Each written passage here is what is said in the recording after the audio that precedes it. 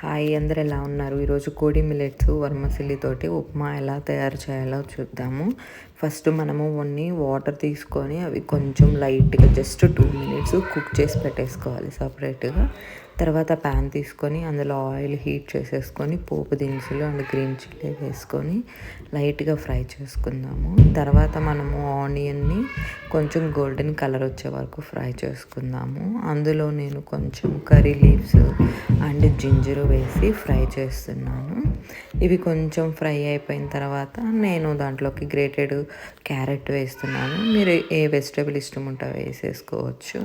తర్వాత ముందుగా కుక్ చేసి పెట్టేసుకున్న మనం కొంచెం 2 మినిట్స్ స్టీమ్ చేసుకుంటే సరిపోతుంది. ఆ మిల్లెట్స్ వర్మసిలిని ఇందులో వేసేసుకొని కొంచెం సాల్ట్ వేసుకొని చక్కగా ఫ్రై చేసేసుకుంటే, ఇలా జస్ట్ ఒక 2 మినిట్స్ అలా ఫ్రై చేసేసుకుంటే మనం వేడివేడిగా సర్వ్ చేసుకోండి. తింటే చాలా